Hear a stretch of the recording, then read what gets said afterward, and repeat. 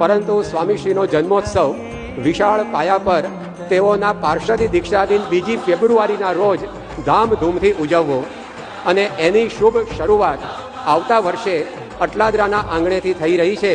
તારીખ 2 ફેબ્રુઆરી 2026ના રોજ મહંત સ્વામી મહારાજના પાર્ષદી દીક્ષા દિને તેઓનો જન્મ જયંતિ મહોત્સવ ખૂબ જ ધામધૂમથી ઉજવાનાર છે.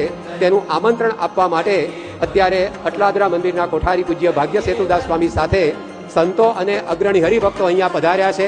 તો આપણે તેઓને વિનંતી કરીએ કે આ આમંત્રણ પત્ર તેઓ સ્વામીશ્રીના કરકમળોમાં અર્પણ કરે અને સ્વામીશ્રી સહિત સમગ્ર સત્સંગને અટલાદરા મંડળ એ આ જન્મ જયંતિ મહોત્સવમાં પધારવાનું આમંત્રણ અત્યારે આપી રહ્યું છે. તેની સાથે સાથે મંચ ઉપર 20 બાય 10 ફૂટના પરિમાણનું વિશાળ આમંત્રણ પત્ર કે જેમાં સર્વે સંતોએ પોતાના હસ્તાક્ષર કરીને બીએપીએસ પરિવારને અટલાદરા પધારવાનું આમંત્રણ આપ્યું છે. તો એ વિરાટ આમંત્રણ પત્ર પણ આપણને દર્શાઈ રહ્યું છે. અવિનાશી આવો રે અટલાદરાને આંગણે આ અટલાદરાના સંતો હરિભક્તોની ભાવના અત્યારે પરમ પૂજ્ય સ્વામીશ્રી સ્વીકારી રહ્યા છે અને આપણે સૌ પણ કટિબદ્ધ થઈએ કે સ્વામીશ્રીનો આ જન્મ જયંતિ મહોત્સવ ધામધૂમથી ઉજવાનાર છે. તો આપણે પણ એના સાક્ષી બનવા માટે ત્યાં આગળ પધારીએ. અત્યારે મંચ ઉપર વિશાળ વિરાટ નિમંત્રણ પત્ર આપણને દર્શાઈ રહ્યું છે. તેની સાથે સાથે આજે સ્વામીશ્રીના ચરણે તેઓના જન્મ જયંતિના દિવસે સંતો ભક્તોએ 92 પ્રકારની વિવિધ કેકનો કૂટ અહીંયા અક્ષર પુરુષોત્તમ મહારાજને અર્પણ કર્યો છે. તેના પણ દર્શન અત્યારે આપણને સૌને થઈ રહ્યા છે.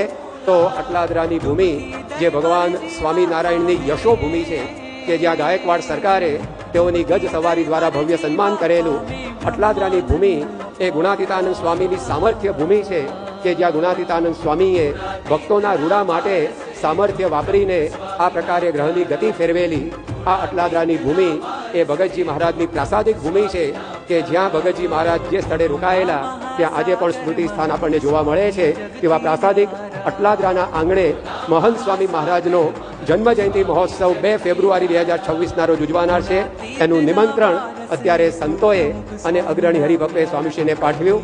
સ્વામીશ્રી પણ આ નિમંત્રણ પત્ર પર કૃપા દ્રષ્ટિ કરી અને સૌને આશીર્વાદ આપી રહ્યા છે. આજના દિવસે પરમ પૂજ્ય સ્વામીશ્રીના કરકમળો દ્વારા એક નૂતન પ્રકાશન પણ ઉદ્ઘાટિત